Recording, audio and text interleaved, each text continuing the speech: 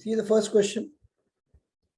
For effective border area management, discuss the steps required to be taken to deny local support to militants and also suggest ways to manage favorable perception among locals. Read the question carefully. A recent question, 2020 question. For effective border area management, discuss the steps required to be taken to deny local support to militants and also suggest ways to manage favorable perception among locals. Yeah, please take a couple of minutes. Yeah, give me the framework. Give me the framework for the 24th question. What would be the framework of the answer? So this question, you need to understand there are various parts of the question. Okay. The question starts with a statement. Okay. The statement pertains to the effective border area management. Then discuss the steps required to be taken to deny the support of militants. Okay. Yes, support of militants. And then suggest ways to manage favorable perception among locals. So indirectly, the question is agreeing that there is a lack of perception, favorable perception among the locals towards the government. Please understand the underlying statement. It is the lack of perception among locals, favorable perception towards the government. So that lack of perception, favorable perception, is also indirectly allowing these locals to support the militants. So that is one aspect. So a very good question. So how do you handle this question? So it is asking you about border area management through cutting the support to the militants and also empowering, indirectly they are saying empowering the locals. Okay. For such questions, the thumb rule we always follow, you should do that. Don't jump to answer the question. Read the question 2 or 3 times, minimum 3 times, especially regarding security, internal security, because there are various dimensions to the questions and you have to understand all the dimensions. Only then you will make a proper answer. Even if you miss any one single dimension in the mains examination, you will not be awarded full marks. So be very careful. Okay. You can simply introduce saying the importance of managing the border areas in view of the internal security of the India. And for that, there should be a multi-pronged strategy which should target the denial of local support to militants and also manage the perception amongst the local towards the administrative mechanism or administrative machinery. That should be your introduction. Then coming to the core demand of the question, that is the body of the question, you can split the answer into 2 halves, 2 side headings. One is what are the measures to be taken to deny the local support to militants, point 1, first side heading. Then ways to manage favorable perception, and then way forward or some government measures already in place, and then conclude. So this is the framework or the thinking line for this particular question. So what introduction we have discussed. So what will be the steps required to deny the local support to the militants? So basically, whenever these kind of questions come, questions on militancy, questions on Naxalism, questions on border security, insurgency, so on and so forth, the basic thing you have to do is always focus on 2 or 3 important aspects. One is the development part. We have discussed this multi-pronged approach many a time. Development right from the grassroots level. Development means empowerment. First is the development with regard to the infrastructure, development with regard to the education, and then political empowerment. More often than not, there is no political empowerment. So political empowerment, which means grassroots level democracy, and then infrastructure development, education, and involving people in the decision making. For example, if they are the scheduled areas, if they are the fifth scheduled areas, 10 states have fifth scheduled areas. You need to empower the fifth scheduled areas. If they are the sixth scheduled areas, already through constitution, they are empowered. You have to facilitate that empowerment instead of curtailing their rights. Basically, when does a grievance grow is when you are not having a particular access to development, or something is guaranteed to you but someone is trying to choke it or block it, then people will have grievances. And in that grievances, they'll go and support people who are expressing solidarity with their grievances. Hence, the important part for these kind of questions is always mention these important aspects. And if there are already any government schemes or the proposals are in line, try to mention them. Then your answer will look very, very informed. I hope I am making sense. In these questions, the demand is the presentation of an informed answer. Clear? So what are the steps required to be taken to deny the local support to militants? First thing is, you can talk about the importance of development. Importance of development in this context, how the development will help in empowering the people, having them access of better development. Then you can have proper intelligence gathering mechanisms. If some local people are helping the anti-social elements, you can definitely have, information about the anti-social activities going on. Yes, you can engage local people for information. Okay, don't write local people for against Naxalism, because that concept terribly failed. I hope you all know that Salwa Judum, okay, which the government started as a violence against the violence of Naxals, terribly failed and was condemned by the Supreme Court. So violence for violence is not a solution. Peace for violence is a solution. So think in that point of view. Okay. And then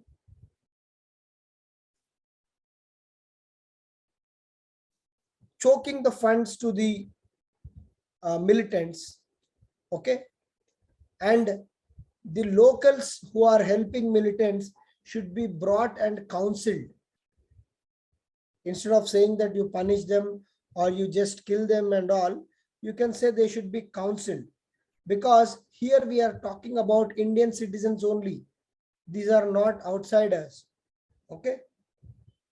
So you can counsel them. Okay. And then what else you can do? You can empower them. You can empower them through grassroots level democracy. Okay. When the area grows, when the area becomes developed, the support for militants is automatically cut off. Reducing the support of non-state actors or the external state actors in this particular context of support to militants. Okay, we already discussed about the importance of having proper intelligence mechanisms. The cutting off of the funding to these militants. Okay, so all these are important aspects in denying the local support to the militants. Then what are the ways to manage favorable perception among locals? Because locals, we assume that locals are the ones who are supporting this particular militants. So what are the ways to manage favorable perception among locals? The first thing is, basically, you should bring in employment.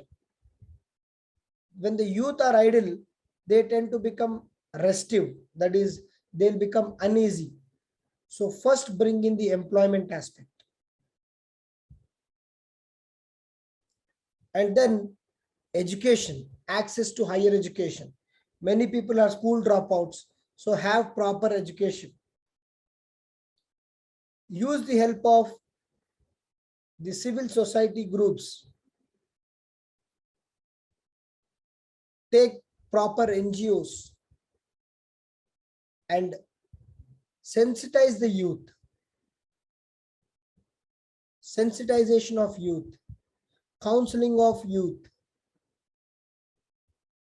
Okay, and then avoiding unnecessary policing. No need of unnecessary policing. And you can also go on and write removal of AFSPA, AFSPA in the areas which it is not required.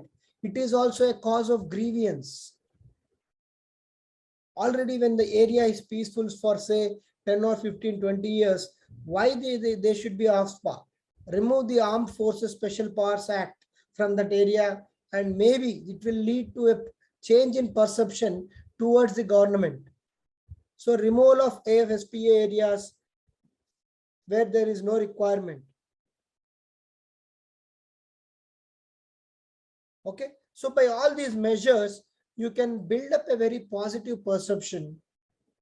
Okay, and frequent visit by the grassroots leaders, local leaders, MLAs, MPs, assuring the youth, no boss, we are for you, don't worry. So all these are the examples where you can build up the very good positive perception among the youth, and then they can help you in countering the support to militancy. Okay, and then conclude by whatever we have said. Only through development and positive empowerment we can approach these kind of issues, and the need of the hour is proactive approach instead of reactive approach. Okay, Aditya, yes. Aditya, why did you raise your hand?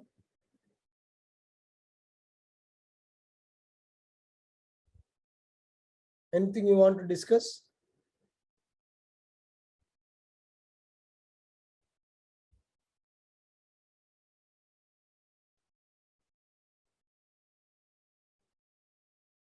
Yeah, please tell me.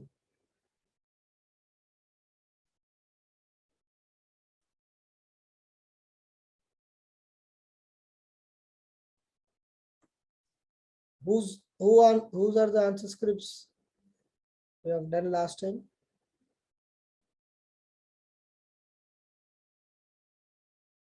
Kaundinya. Okay. This is a new answer sheet.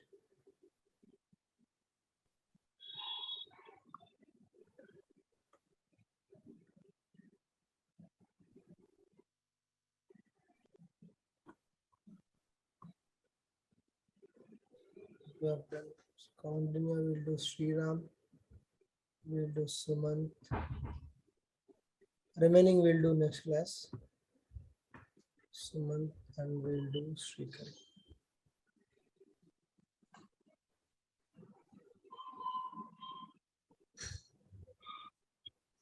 Sumant, already I've opened yours. Okay, fine.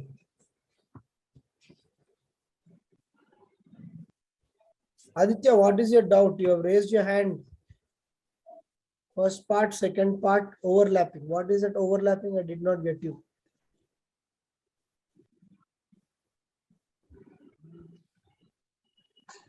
Sir అది suggest measures అనేది first part లో కూడా steps taken to deny support to locals. Some options same ఉన్నాయి కదండి.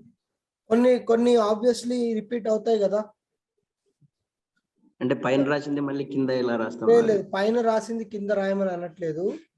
What we can say is we can emphasize. So here you can give any government schemes which are already there. Okay, like you can say the Ekalavya schools here manage favorable perception. So we are saying that the youth have to be empowered, the the development should be passed on. First దాంట్లో ఏంటంటే local support డినే అవ్వడానికి మనము we are saying the intelligence should be strong. Any person who is involved in the support to militants should be reprimanded and sensitized. Here we are talking about, there we are talking about government as a law and order part. First thing, first half of the answer is about the law and order aspect of the government. The second half of the answer is about the administrative part of the government, where government is doing certain things, but the need of the hour is to bridge that gap between government and the locals. Okay? Okay, sir.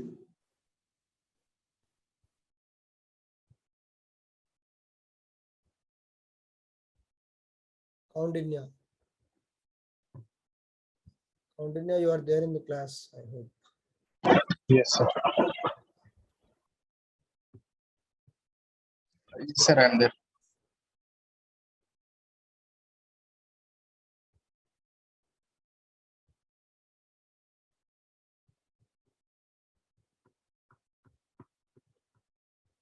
Yeah.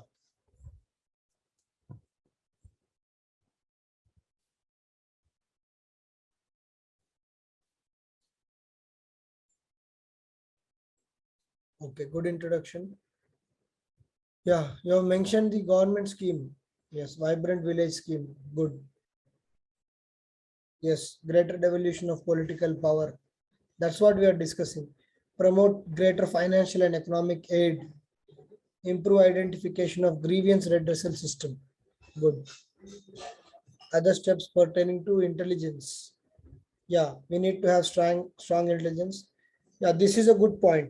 Promotion of digital economy, because most of these militants are funded through fake currency or hawala transactions or money laundering.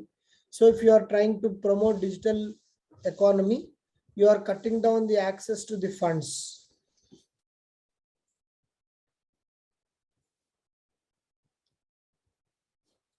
So public perception, good news in DD. Okay, you are involving media, bringing development based reporting. Okay, include the local self-governments for transmission of communications. Yes, use of NGOs, build a counter narrative for development in social media. Okay, and then maybe you can add, because it is about militants, it is not specific to the Naxalism or anything of that sort. You can write the removal of AFSPA also. Found in here. Okay, removal of AFSPA where already certain peace is achieved. We are in some areas we are still continuing AFSPA. Okay, and that is a grievance for locals. And recently we also have the unfortunate incident in Nagaland, right? So where government itself has apologized publicly. So those are the perception creators. Such incidents create very bad perception on the government. Okay, so government should not take such incidents for ego, but they have to take a step back and they should address these issues.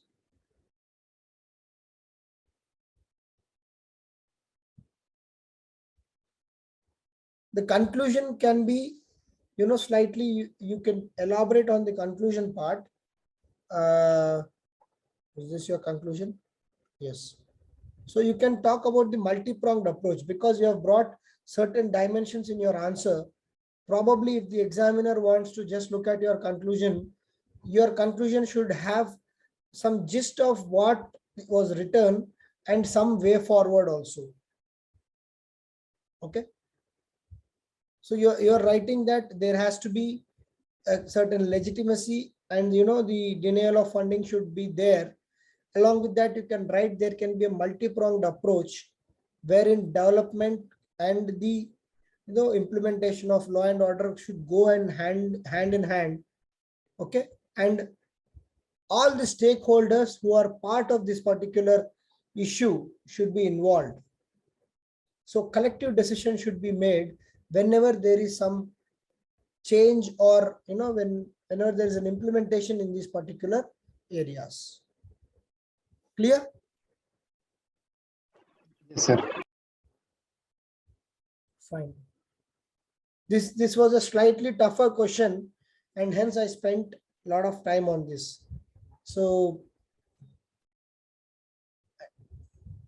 for such questions, the only thing is, in the exam hall we'll not have so much time. We have spent 25 minutes on this question. Practically impossible to spend so much time in this question in exam hall. If this is a 250 word, so 15 marker, you will have 9 minutes to answer this question. Okay, 9 minutes to answer this question, and 9 minutes in first 30 or 40 seconds you have to understand the question. Next 30-40 seconds you have to arrive at the framework. So 1.5 minute, by 1.5 minute you should have the content and then start writing. So the challenge is that you have to understand the question properly. You have to get the content clear and maximize the content by giving examples. Okay, only when you do that, see, if you can, everyone can answer this question in 20 minutes. Given a time, 20 minutes, everyone can answer this question. The challenge is answering this question in 9 minutes. Okay, as of now, since this exercise started recently, I am not concentrating on the time part. But then you have to do this in 9 minutes. The quality of answers you guys are writing now should come out in 9 minutes. See the second question. The China and Pakistan have entered into an agreement for development of an economic corridor. It's basically about CPEC. What threat does it pose for Indian security? Critically examined. 2014 question, still relevant. Take a couple of minutes and give me the framework. Yeah, second question is about CPEC, China-Pakistan Economic Corridor.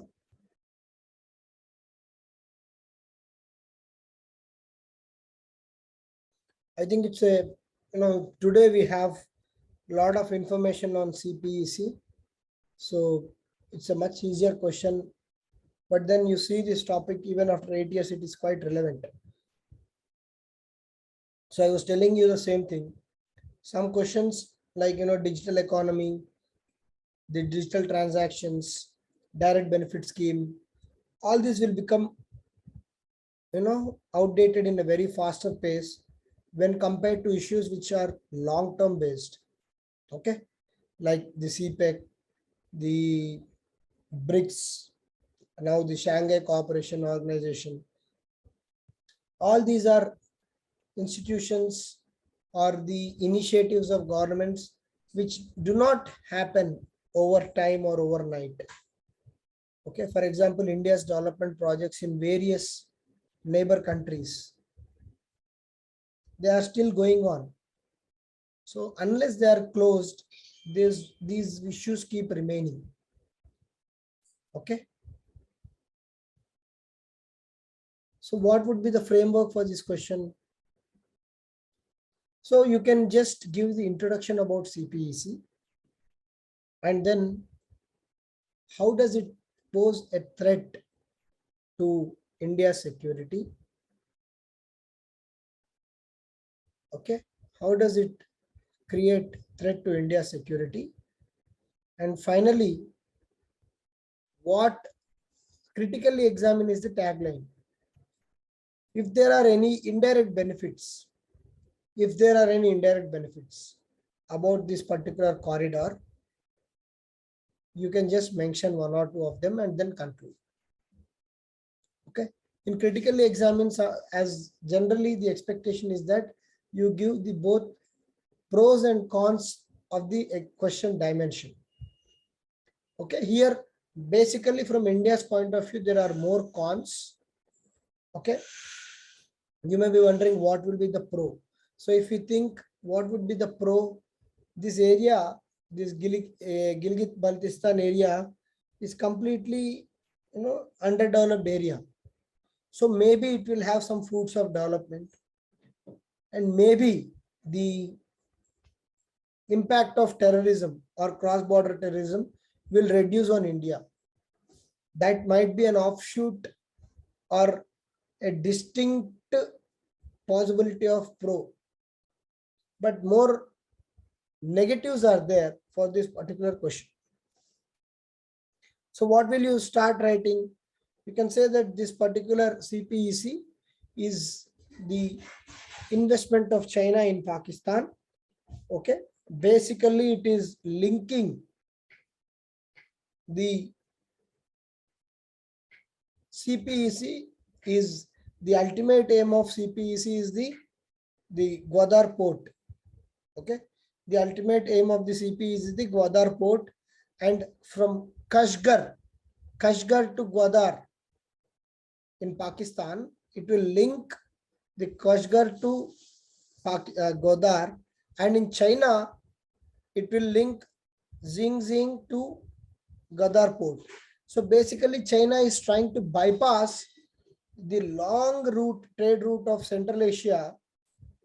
It is trying to come through Pakistan straight and have access to the this Arabian Sea. From there it wants to trade. So basically it is trying to cut short the trade route and straight away come to Gwadar port, which is a very strategic port. And the problem with this Gwadar port is it's only 70 kilometers away from the Chahabar port, where India is having its own strategic interests. India is in partnership with Iran, is building Chahabar port. And while India is trying to look at Chahabar port as a gateway to the Central Asia, because Pakistan is not allowing India to go into Afghanistan, India is trying to go to Afghanistan and Central Asia through Chahabar port. So that is India's strategic interest. So this Gwadar port is China's strategic interest. But the problem is both the ports are hardly 70 kilometers away. And strategically, if the Gwadar port is in the control of China, if you look at the map, the Chahabar is much towards the Iran, and the threat of Chahabar port being further again, choked or dominated by China is very much there to India. That is one part. The second part is the very question of CPEC itself is a very controversial aspect, because the majority of the CPEC moves from the Gilgit-Baltistan area, which is part of the POK, which we call as Pak occupied Kashmir. So the POK is still a problem and a mutually non-reconciled area between India and Pakistan. In that context, if China is entering into the picture, a third party, so this fellow is going to create much bigger havoc. And there is a possibility of two-front war. Already we are talking about two-front war. If the China is there in the POK and also on the northern area already in the LAC, line of actual control, China is there. And here China and Pakistan unite. So we are up for a two-front war. And then you can also write this entire area is a Karakoram region. Karakoram region is a ecologically extremely sensitive area. Even recently there were big floods in this area. The Gilgit Pakistan, the Baltistan area are prone to frequent flooding because of the ecologically sensitive and fragile ecosystem. If you are going there and building huge roads and dams and everything nonsense, Himalayas will be further prone to landslides and other parts. As a result, that entire area will become a very, very ecologically sensitive and disturbed area. And the repercussions on that may be on Indian weather and climate. So, okay, India's security here, the question is about security. So we can write about the security of people staying near this area. Then about the infrastructure issues, how the third party is coming into the non-agreed POK region. Okay, then what else you can write? How China is trying to slowly encircle India because they have already gone to Myanmar. Okay, they have gone to Sri Lanka, Colombo port. Okay, they have now coming to Gwadar port. In Bangladesh, they are planning for a port. So they are trying to circle India, which is popularly called as the string of pearls. Yeah, Malacca dilemma. You can write that also. Okay. So they are trying to basically encircle India and strategically choke India and the advantage it has in the Indian Ocean. So these are all security aspects. Okay. These are the security aspects. So what will be the possible benefits? As I discussed, maybe because of development, if some youth in the Pakistan get jobs here, they may be swayed away from the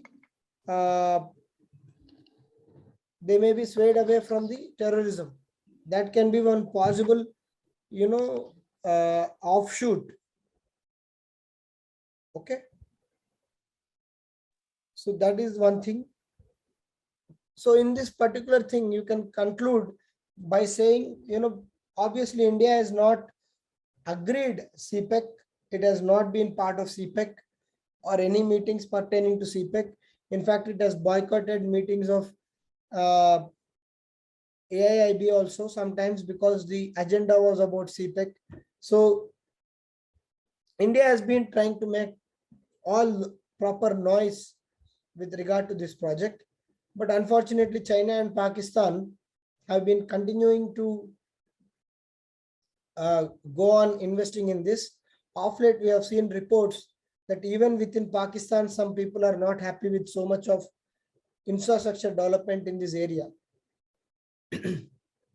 Nevertheless, this project is still going on and still a part of controversy.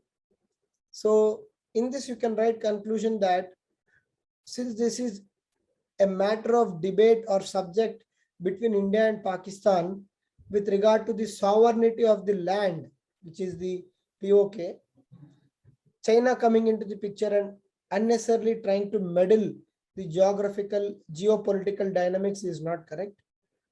The way forward can be that don't write that India has to be part of CPEC because India has not officially taken stand like that. While in Hindu, you will see some articles from people saying that why India should oppose CPEC, India also should be part of CPEC because through the development, India will benefit and all. That is a different line of argument which is coming. So don't take that stand directly. Better take a stand that all the stakeholders should come and arrive at the common consensus. Maybe you can talk about the need of international forums and other parts also. Okay, good introduction, Sumant. Yes. Territorial sovereignty, two-front war, Central Asia, yes. Other points also you can write, Sumant, as we discussed now. Yeah, for this, the only solution is strengthening the armed forces for two-front war, building consensus, bilateral talks. Okay. Okay, good answer.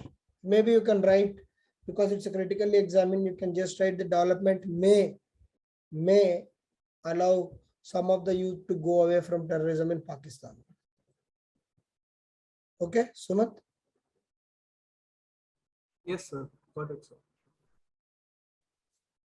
Right. Analyze the internal security threats and trans-border crimes along Myanmar, Bangladesh, and Pakistan borders, including LOC.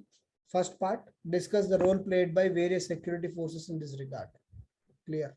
Okay, right. Give me the framework. Yes, Sumant.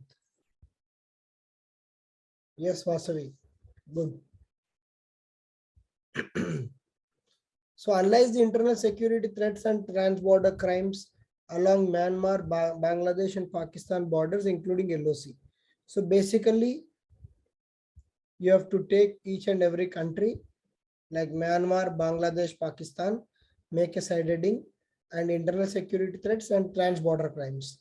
Just within that side heading, you give 2 more side headings and also discuss role played by various security forces. Okay, so 3 dimensions: internal security threats, trans-border crimes, and role played by security forces. Okay, so first you take the case of Myanmar, Bangladesh. In Myanmar, you will write about security, internal security threats, trans-border crimes, role played by the security forces. Then Bangladesh, same 1, 2, 3. Pakistan 1, 2, 3, and then conclusion. Conclusion can be about the need of the border management. The first question should again be written here, and then in the conclusion you can write about the recommendations of Madhukar Gupta committee about having proper borders and border management system, and then the cutting of funds, etc., whatever it is. So is the framework clear? Framework clear, everyone? Yes, sir.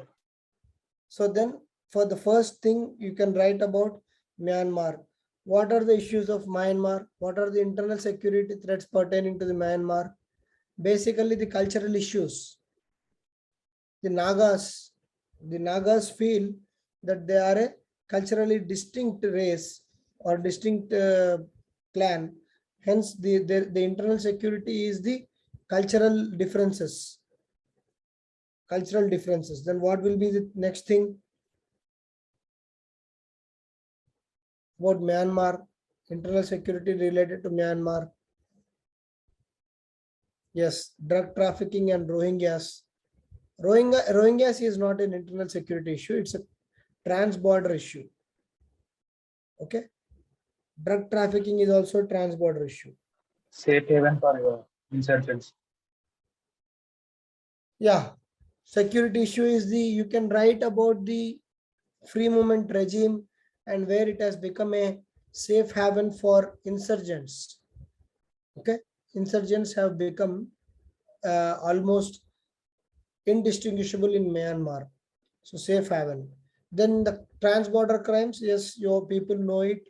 The smuggling of drugs, smuggling of weapons, the Rohingya issue, drug trafficking.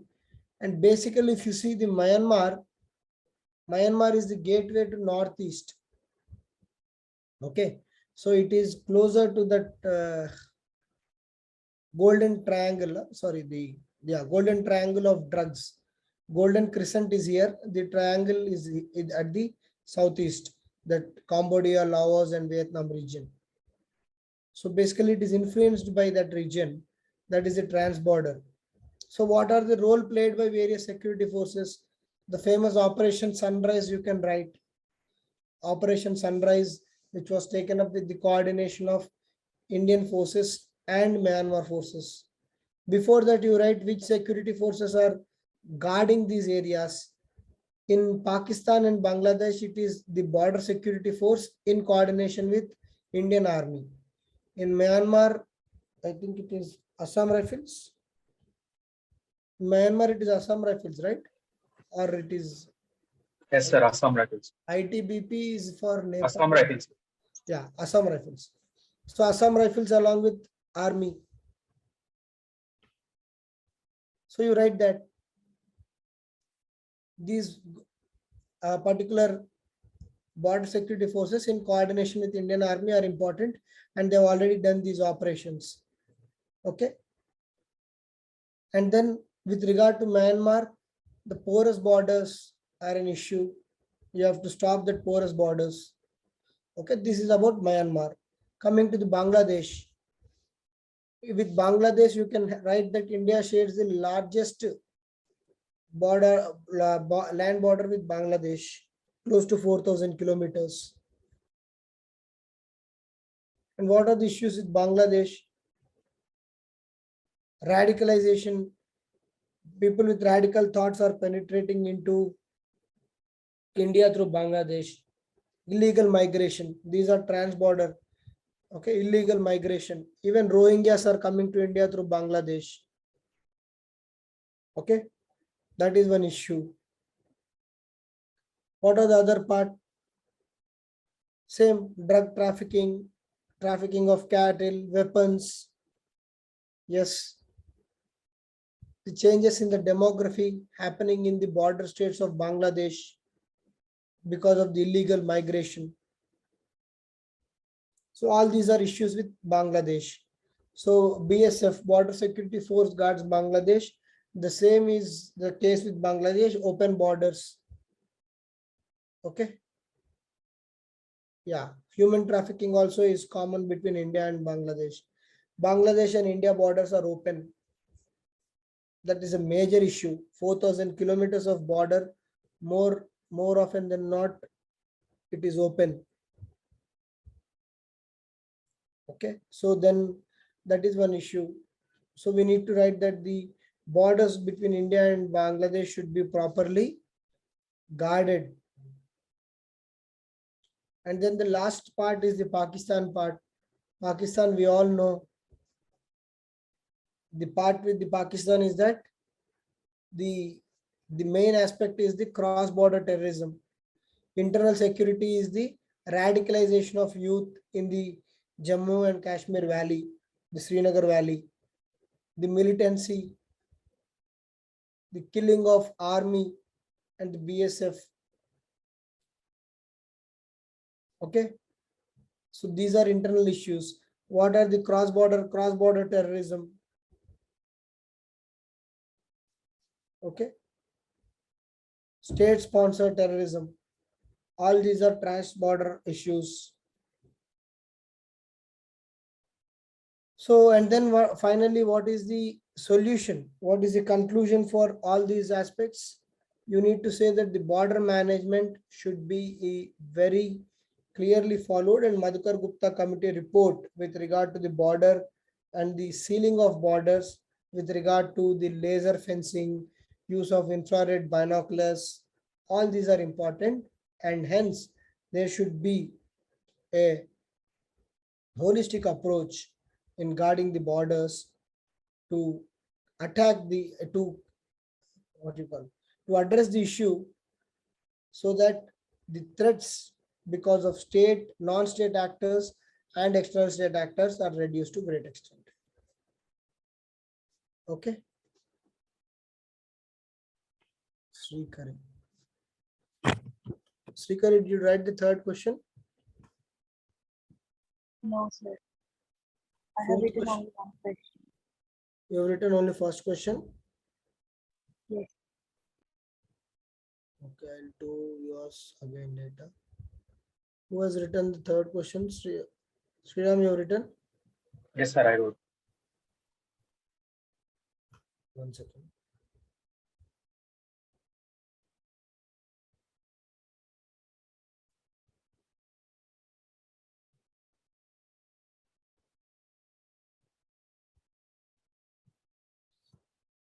Internal security, Pakistan. Yeah, Uri attack, vulnerable. Yes. The range of border with Pakistan also is very diverse, right from deserts, salt marshes, and then extremely freezing points in the hills. Okay.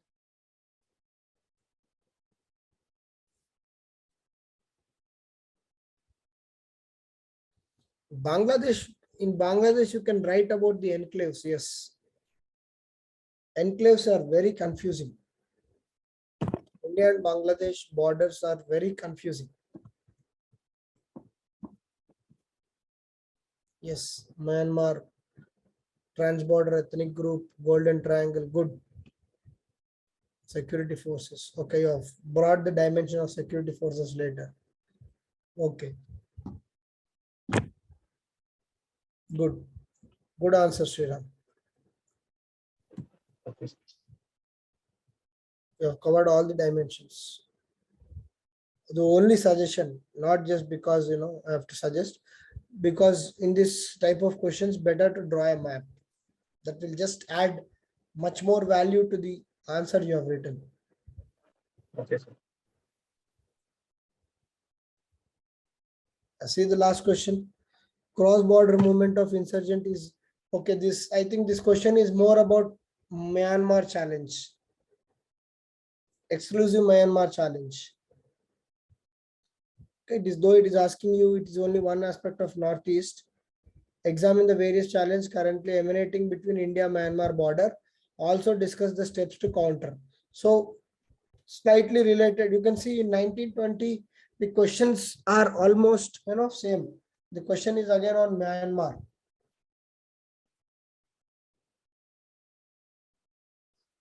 They are saying along with the cross-border movement of insurgents, what are the other factors influencing the border, and then with regard to Myanmar, explain these challenges. Okay, is the understanding of the question clear?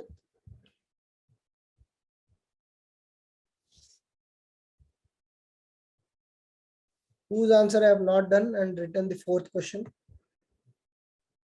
in the recent last 2-3 classes? Bhaskar, you have written?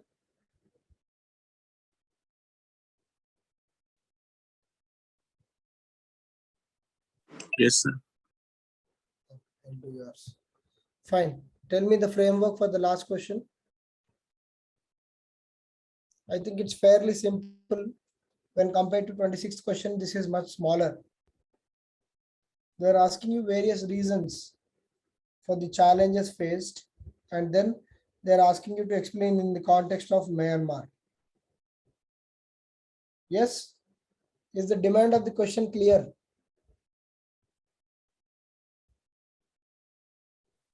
Yes, sir. So what will you write for the introduction part?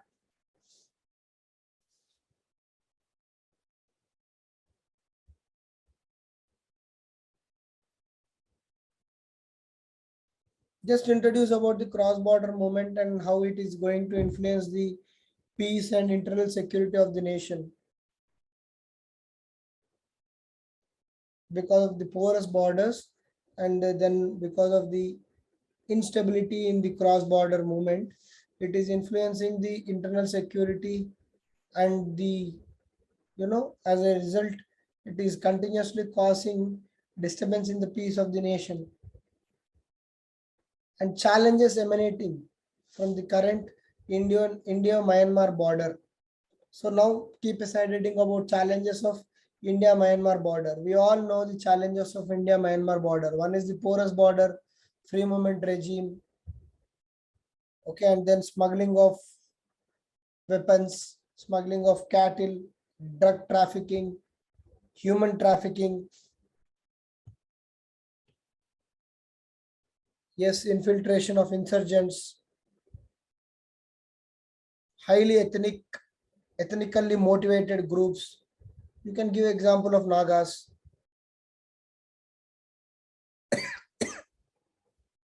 Then what else?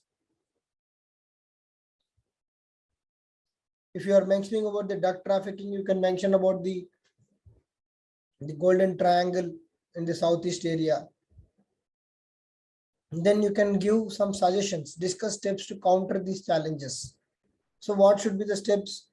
Basically, whenever there is a border issue, please write Madhukar Gupta committee, because government is one after the other implementing the suggestions of Madhukar Gupta.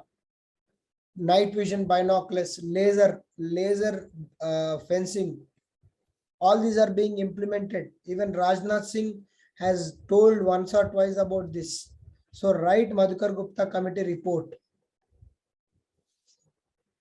because I have not seen in these 4 questions in the model answers you have written, nowhere has someone mentioned about Madhukar Gupta. Though the recommendations are old, government is still implementing them, so write them. Okay.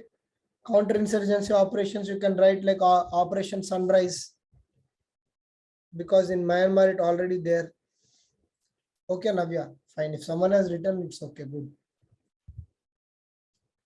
Okay. You write about Operation Sunrise, where Indian security forces and Myanmar forces have come to eliminate the insurgents. Again, you can write about the development, grassroots level empowerment, implementation of the, local self-governments, empowering the local youth, giving the access to employment. All these are proper development mechanisms to drag the youth away from the violence.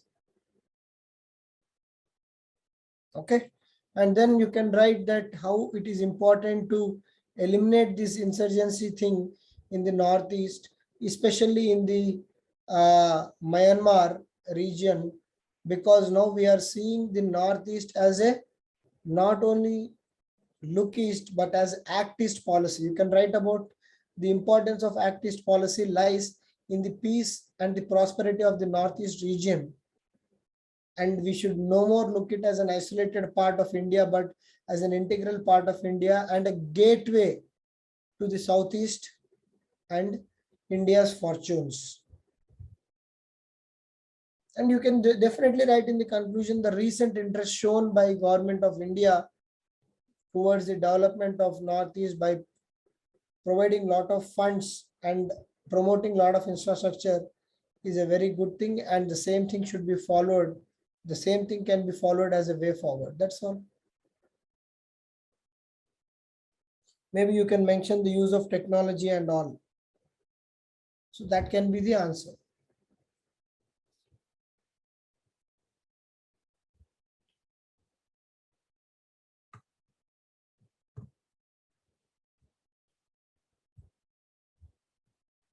Is it clear?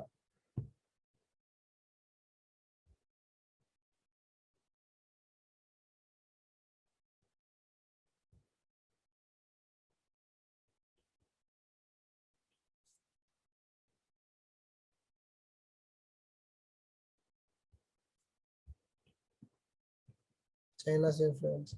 Bhaskar, you need to write full points. Okay, Rohingya Okay, issue. What is Rohingya issue?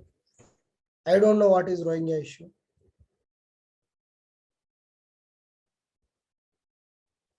Okay. The point should be full, Bhaskar.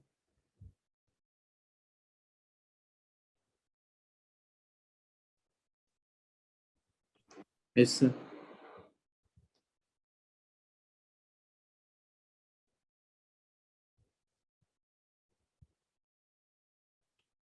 So what does proximity of Myanmar to Golden Triangle do? I don't know what is this. What are you trying to tell me to this point? What will the proximity to Golden Triangle do? Bhaskar?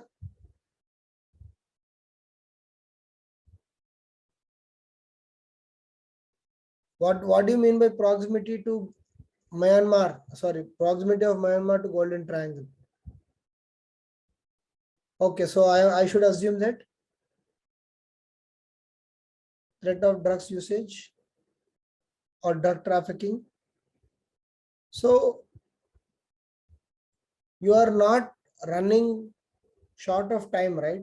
No one is pushing you people to write 4 questions in 36 minutes or 30 minutes. Start writing full answers. Don't give points. Okay, this is not thinking line. I am giving you thinking line. Then giving you content through discussion and then evaluating your answer. All you need to do is write a proper answer. You should not give thinking line. Okay. You are mentioning points. Unless you elaborate those points, you will not get proper marks. See, cross-border ethnic linkages. What do you mean by cross-border ethnic linkages? Which group you are trying to refer through ethnic linkages? Which group are you trying to link?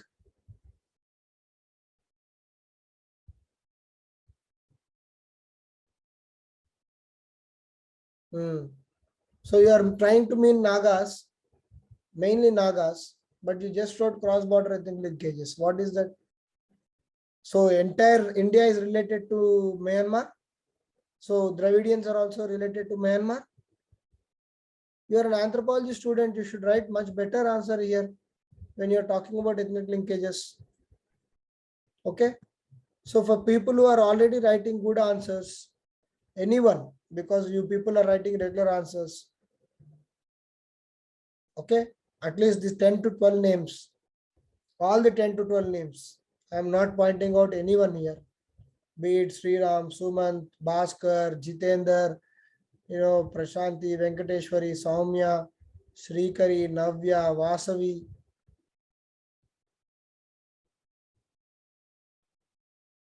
All you people who are writing regular answers, it's been more than 1.5 months since we are doing this. So take your answers to next level. Okay. If you have been writing your answers by seeing Google, stop doing that now. Initially it was okay, but now stop doing that. Now I told you, right, your quality will fall down, but again it will increase. Be patient. This is not an overnight exercise. This is not a T20 match. Okay, UPSC is like a test match. If someone knows the cricket, who follows cricket regularly, they'll understand the importance of test match. In test match, it is not about hitting. It is about leaving the balls, hitting the right ball. So we have to be patient. Don't expect that, okay, I've been doing this answer writing for last 2 months, so tomorrow I'll go to main straight away and write beautiful answers. It will not come like that. It did not come like that to anyone. It will not come like that to you also. You might be a super kid, 99.99999 in your intermediate, gold medalist in your degree, 599 out of 600 in your 10th class. Forget about it. UPSC is a different ball game. Okay, have patience, keep working hard. Only thing in your control is working hard. Nothing else is in your control. Who is going to correct your answer? Who is going to see your paper? What question is going to come? How many people are going to write good answers for that? Only thing in your control is work hard, work hard, work hard. Result will take care sometime. It will come. If you have patience, results will come to you. Now, this is not specific to anyone in this group. The answer might be of Bhaskar, but the message is for everyone. Okay, don't lose hope, don't lose patience. You are writing points, but you have to expand them. Everyone, I'm telling you, very hardly 1 or 2 people are doing that complete sentence making. So maybe you are thinking that, okay, today my answer may not be evaluated. So let's see. Don't be in that mood or mode that, okay, if my answer, you think that your answer will be evaluated in the class. In that sense only you write the answer. If it is not evaluated, no problem. You evaluate by yourself. Okay. The only suggestion to you all is we are moving quite fast with answer writing. Daily 4 mains answer is not a joke. It takes a lot of effort of yours, mine. Okay. 4 mains answers. You go to anyone in your friend circle, you might be there, they might be preparing somewhere in Bangalore, Delhi, wherever they are, maybe in Ashok Nagar, they are in some institute. Go and tell them, yeah, I am doing one initiative. I have taken all the previous year questions. I'm just writing 4 answers per day. And through that 4 answers, I am revising the content, revising the topic, and trying to arrive at model answers through discussion. You just go and talk to any of your friend, randomly call anyone in Delhi, someone in Vajiram, Ravi, a so-called big institutes, call them anyone and just say, I'm doing this initiative here. What do you say? You just see the feedback. Call serious aspirants, not some bacha fellow who started preparation yesterday, who doesn't know anything ABCD about UPSC, who's not yet clear about what is the portion in prelims. Not like that. Call anyone who's a serious aspirant, talk to them that I am doing this. They'll beg you that, Are bhai, give us also access of those, we'll come and do. Okay, if not for the classes, at least for the initiative, they'll ask you.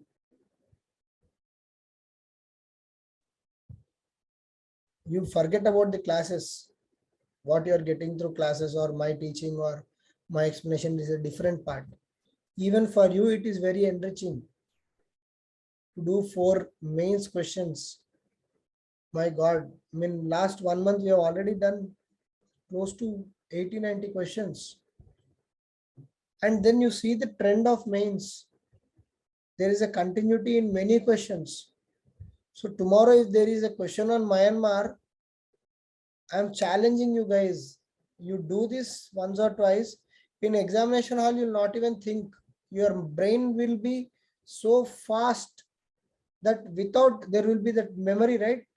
Memory will just, when you put the pen, it will just write the answer for Myanmar. You will not think what are the issues with Myanmar. Oh, okay, Myanmar, close your eyes. Think about the border with Nagaland, Mizoram, nothing. Your pen will flow. That's how you have to train yourself. For everyone. Okay, now that I am clear, because I've spoken multiple number of times and I've seen that only 12 to 15 people are continuously responding through answers. Okay, so some people have written initially, but they're not writing now. Okay, if I take the overall figure, it is around maximum 15-20. So remaining 30-40 might be listening to my video classes, or they might be just in the group because they have been added, or because they want to know out of curiosity as to what is happening in this group. It's okay if you are in that part, in that boat, no issues, you can continue. But for these 15-20 who are regular, you will definitely benefit from the program, and definitely, hopefully, you will benefit from my inputs also. If you keep working hard, we are ready to pat you on the back to allow you to go that extra mile. Okay. The only thing which we are asking from you is keep working hard. Okay. The only demand or the only instruction from our side is work hard. Because unfortunately, some of you who were expected to clear prelims could not. Many of you lost in very little margins. Tomorrow and then the problem is to see how much you have lost. You have to wait till next year's June. Did you get 95, 96, 85, 84? What is your score? You don't know. All vision keys, Baiju keys are coming out. You are getting some marks. It's a different thing. But what is your exact mark? What is the exact cutoff? How much you have lost? To know that, you have to wait for quite some time. On that day, when the marks are out, when the cutoffs are out, when the 90 was cut off, and if you got 89.5, maybe 89.5 may not be the right mark. If you get 89.34, because -2 is 0.66, -2 by 3 is 0.66, then we'll feel the pinch of 1 year wasted. So don't even dream of going into that path again. Please put hard work. Please start doing everything right from today. And hardly there is only 8-9 months for your prelims. So next 4 months you do this answer writing very rigorously, and after that you do prelims very rigorously, and you will have an edge up to December. If you do this answer writing, when you take the test series in next year June, you'll see the difference. Okay, so why I keep repeating this is not because I am sitting on this side of the class and I am entitled to speak whatever I want and I can make you people listen. Not in that, because I'm someone who generally doesn't want to give that free gyan. I'm not someone who's going to give that free gyan ki you should do that, you should do this. And because for me, I believe anyone who's writing UPSC is mature. They are well planned and individually thinking guys or girls, whoever it is. So the destiny and the goal is same for everyone. The paths may be different. The path may not be what Nishant is telling or what XYZ is telling. You have to set your own path. In this path, we are all facilitators. I know many people who will get ranks and many people who got ranks and from the next day they don't even remember the path. That's a different thing. But then, irrespective of what people are after the success, we are here to facilitate you to achieve the success. Okay, so why I keep telling this you, because sometimes it's this exam is very lengthy, very demanding. Sometimes you will feel lost. What I'm doing here, daily 4 answers, is it worth doing something? Internal security, it seems, polity, it seems, governance, it seems, what is doing, I'm doing, but what is the output? So these kind of questions will be flashing. I did not even clear prelims. See, I'm doing mains. What will help me? Better to shift to prelims now. It is becoming uncertain. Prelims is so uncertain. If you do it for 8 months or 5 months or 4 months, whatever you have done will only count on that day. Okay, so we'll definitely concentrate on prelims, but please address the mains part and start working more harder towards the goal. Okay, don't wait for this nth attempt to clear the exam. You're still, I know most of you are very young still. Some of you are in early 20s or some of you in mid 20s, that's all. So you're not even reaching the late 20s. By the time you reach late 20s, and if you are still stuck up with this exam, it is a terrible pressure, irrespective of who you a girl, a boy, doesn't matter. Girls may think only we are entitled to feel pressure because there is this marriage pressure, etc., etc. Boys may have their own pressures of settling down.